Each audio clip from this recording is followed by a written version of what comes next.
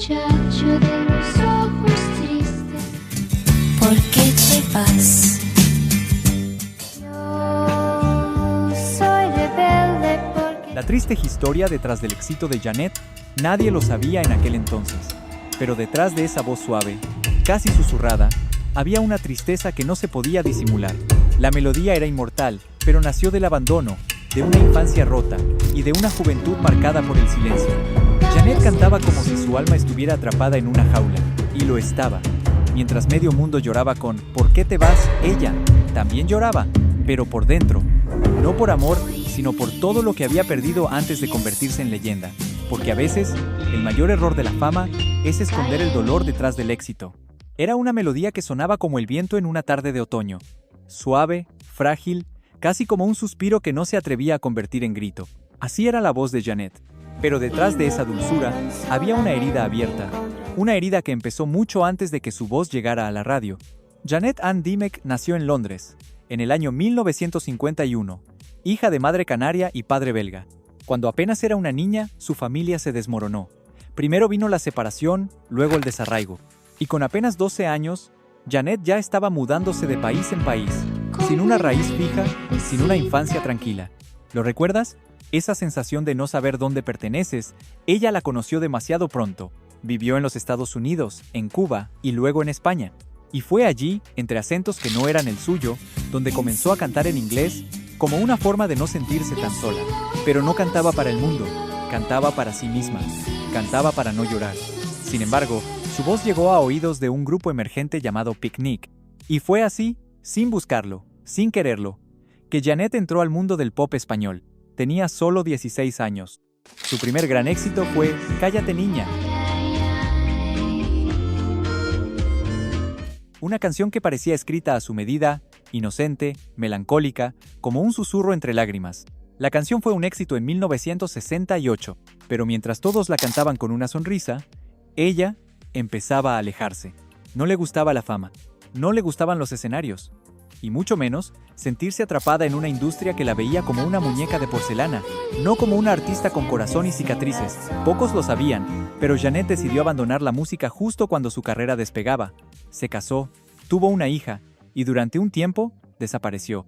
Ese fue el primer silencio, uno que duró 4 años, hasta que, en 1972, el productor hispavox José Luis de Carlos la convenció para volver, pero con una condición: ella quería elegir lo que cantaba. Y allí apareció alguien clave, el compositor Manuel Alejandro. ¿Te suena su nombre? Fue el autor de baladas inmortales para Rafael, Rocío Jurado y Camilo Sesto, y fue él quien escribió para Janet la canción que marcaría para siempre su vida, aunque no en ese momento. Soy rebelde. Una frase sencilla. 3 palabras, pero que escondían un grito profundo. ¿Escuchaste alguna vez Soy rebelde? Comenta cuál es tu tema favorito de Janet. En 1971, Janet volvió al estudio, pero ya no era la misma adolescente tímida de Picnic. Había madurado, había sufrido, y quería cantar lo que sentía, no lo que le imponían. Manuel Alejandro le propuso una balada lenta, desgarradora, que hablaba del dolor de sentirse diferente, de no encajar, de querer gritar, pero no poder. La canción se llamaba Soy rebelde, y aunque hoy es un himno inmortal, en su momento no fue bien recibida. ¿La razón? Janet apenas pronunciaba bien el español. Su acento extranjero, su voz casi infantil, hicieron que muchos se burlaran. La tacharon de cantante flojita, de voz sin fuerza, de moda pasajera. Pero lo que no entendieron fue esto. Esa fragilidad era el mensaje. Janet no cantaba desde la potencia, cantaba desde la herida. Y en el fondo, lo que decía esa canción es algo que muchos hombres de esa generación también sintieron en silencio. El miedo de no encajar, la angustia de no poder ser uno mismo. Con el tiempo, Soy rebelde se convirtió en un himno para quienes no sabían cómo decir lo que sentían. Pero en aquel momento fue un fracaso comercial. Si estas historias ocultas te llegan al corazón, quédate con nosotros. Hay muchas más que merecen ser contadas. Después de ese golpe, Janet volvió a desaparecer. El rechazo de la industria la empujó nuevamente al silencio. Otra vez, la música se le volvió un lugar incómodo. Ella misma lo dijo años después. Yo no me consideraba cantante. Nunca quise ser famosa. Yo solo quería vivir tranquila. Janet era extranjera en todos lados. Y eso también se escuchaba en su voz. Y lo intentó. Se alejó de los focos, de las entrevistas, volvió a dedicarse a su hija y al anonimato. Pero el destino tenía otros planes. ¿Vos qué hubieras hecho? Déjalo en los comentarios. En 1974, un cineasta español llamado Carlos Saura preparaba su película Cría cuervos. Buscaba una canción nostálgica, triste, que hablara de la ausencia, de la pérdida, de lo que no se dice en voz alta. Y alguien le sugirió un tema viejo, poco conocido, grabado 2 años antes por Janet, ¿Por qué te vas? La canción, escrita por José Luis Perales, había pasado sin pena ni gloria en su momento. Pero al incluirla en la película, todo cambió. Janet tenía una forma de cantar que parecía hecha de cristales, frágil, transparente, pero capaz de cortar profundamente. José Luis Perales lo entendió al instante. Cuando le propusieron que le escribiera una canción, él no dudó, pero tampoco quiso darle una balada cualquiera. No. Perales sabía que Janet no cantaba desde el virtuosismo, sino desde la emoción contenida. Por eso compuso ¿Por qué te vas? Y dije, voy a escribir hoy una canción para Janet. Con una estructura repetitiva, casi infantil, como una carta de despedida que una niña no se anima a enviar. No tenía grandes arreglos, ni una voz explosiva. Tenía silencio. Y dolor. En una entrevista de archivo, Perales confesó, no escribí esa canción pensando en el amor romántico. La pensé como un adiós mucho más hondo, más existencial. Janet le dio justo ese tono. Ni más, ni menos. Y ahí está el secreto. Ella no sobreactuaba, no decoraba el sufrimiento, solo lo dejaba pasar. La escena era simple. Una niña sola en su cuarto, mientras sonaba esa melodía suave, repetitiva, como una nana para el abandono. Fue tan poderosa la imagen que el público no la pudo olvidar. ¿Por qué te vas? Se convirtió en un fenómeno. Primero en España, después en Francia, y finalmente en el resto del mundo. Se tradujo a varios idiomas. Vendió más de 6 millones de copias. Y colocó a Janet en la cima. Pero ella no estaba allí. Cuando la canción explotó, Janet no estaba en gira, no estaba en televisión, ni siquiera estaba en el país. La fama la alcanzó a la fuerza. Y aunque aceptó volver, aunque grabó nuevos discos, nunca se sintió cómoda con el éxito. ¿Te pasó alguna vez? Eso de alcanzar algo que todos sueñan, pero sentir que no era para vos. Janet no disfrutaba de ser un ícono. Sufría cada entrevista, evitaba los shows en vivo, y cada vez que cantaba ¿Por qué te vas?, se notaba que había algo que se le rompía por dentro. Janet era famosa en media Europa. Sus discos se vendían en Alemania, en Francia, en Japón. Su rostro aparecía en revistas. Su voz estaba en todas partes. Pero ella seguía siendo una extranjera en su propio mundo. Nunca se sintió parte del engranaje musical. Y muchas veces ni siquiera entendía por qué la gente la idolatraba. ¿Te imaginas lo que es vivir rodeado de elogios y sentir que ninguno va dirigido a vos, sino a una imagen? Eso era lo que pasaba con Janet. Mientras sus discos trepaban a lo más alto de las listas, ella seguía criando a su hija sola, intentando escapar del ruido.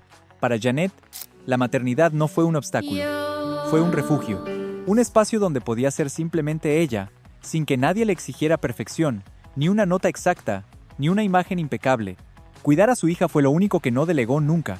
Mientras otros artistas vivían entre hoteles, entrevistas y giras, ella organizaba su vida alrededor del colegio, las tareas y las noches en casa.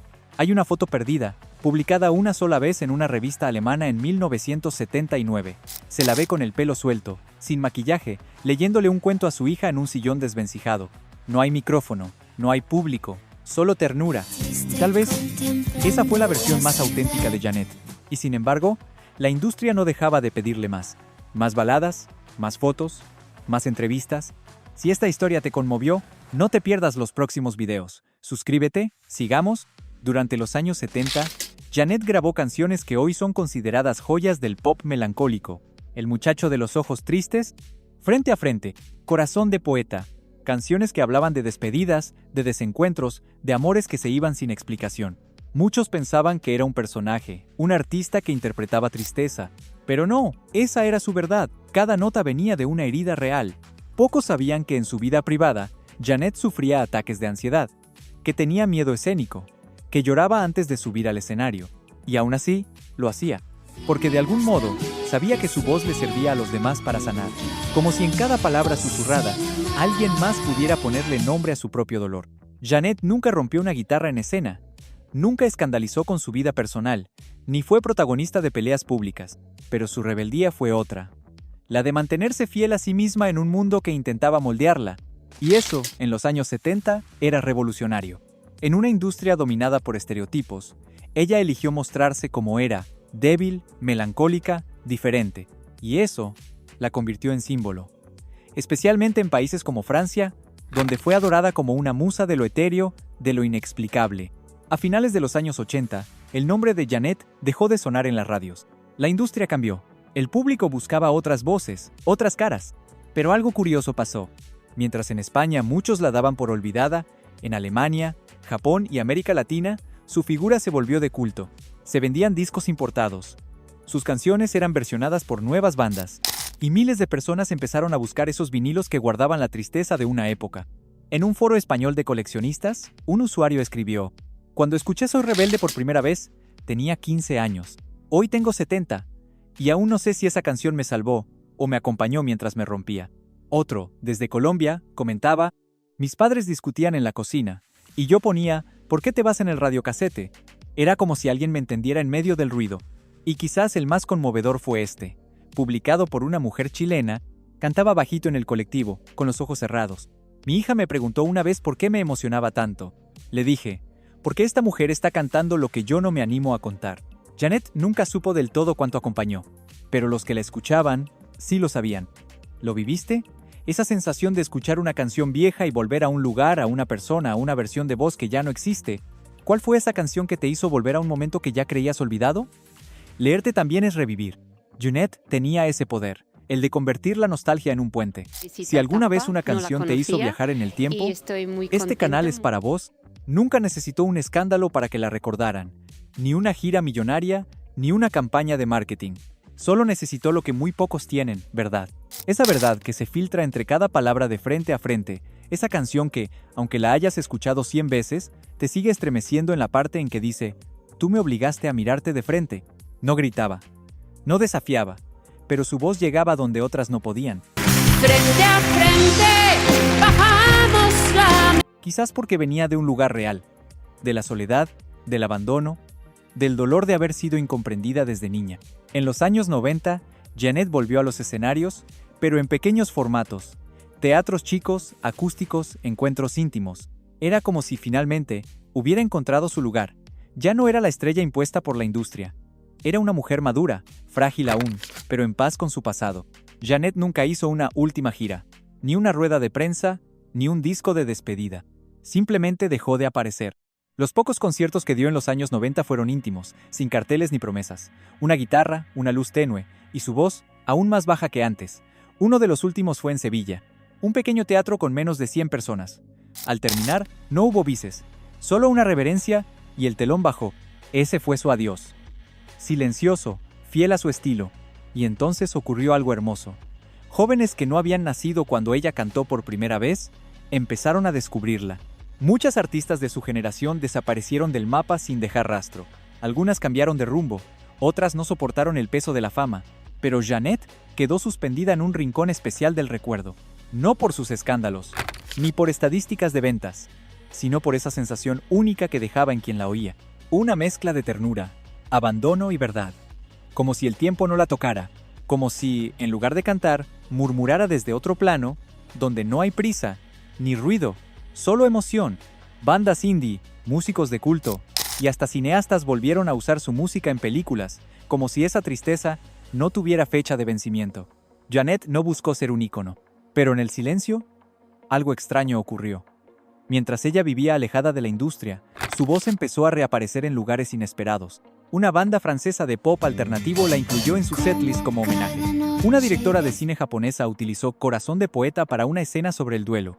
Y hasta en plataformas de streaming, sus canciones comenzaron a recibir miles de reproducciones de gente que ni siquiera sabía quién era ella. Pero algo conectaba. Su forma de cantar quebrada, íntima, sincera empezó a resonar en una generación que vivía con ansiedad, con miedo al rechazo, y con la necesidad de encontrar algo auténtico en un mundo cada vez más artificial. ¿Te diste cuenta? Esa tristeza suave que tanto se cuestionó en los años 70, hoy es celebrada. Porque Jeanette nunca vendió felicidad. Cantaba lo que dolía, sin pedir disculpas. Jeanette no fue solo una cantante, fue un espejo para quienes se sintieron diferentes, para quienes alguna vez quisieron decir: soy rebelde porque el mundo me hizo así, pero no sabían cómo. Ella lo dijo por todos. A veces, El tiempo termina haciendo justicia. Aunque tarde, hoy, la figura de Janet no solo vive en sus discos, vive en las voces que surgieron después, en los nuevos artistas que la citan como referencia, y en los oyentes que encontraron en sus susurros lo que nunca hallaron en los gritos del éxito. En entrevistas recientes, músicos jóvenes como Natalia Lafourcade, Sahara y Carmen Bossa mencionaron su nombre con respeto, hablando de esa mujer que cantaba desde la herida, no desde el escenario. Incluso algunos locutores de radio en Francia organizan cada año un programa especial dedicado solo a su obra, al que llaman La Noche Frágil de Janet. ¿Lo sabías? Hay playlists con millones de escuchas en Spotify donde conviven sus temas con los de Leonard Cohen y Nick Drake, porque su tristeza no envejeció, solo encontró nuevos oídos. Y por eso, aunque su historia esté llena de silencios, de ausencias, de lágrimas invisibles, su voz sigue viva. ¿También sentiste que Janet cantaba lo que vos no sabías decir? Cóntalo en los comentarios. En cada persona que pone aquel vinilo una noche de lluvia. En cada mujer que canta bajito mientras limpia su casa. En cada hombre mayor que escucha ¿por qué te vas? Y siente un nudo en el pecho sin saber por qué. Porque hay artistas que no buscan la inmortalidad, pero la alcanzan sin quererlo. Y así fue como una voz frágil, una historia silenciosa y una tristeza que no pedía permiso, convirtieron a Janet en algo más que una cantante, la volvieron un refugio. Hoy, su música no se mide en millones de visitas, ni en playlists virales, pero basta con una noche de lluvia, un recuerdo que aparece sin avisar. Y ahí está ella, sin edad, sin etiquetas, solo Janet. Quizás por eso, sus canciones aún duelen, porque no envejecen, nos envejecen con ellas. Muchos crecimos con estas canciones de fondo. Si vos también, deja tu historia.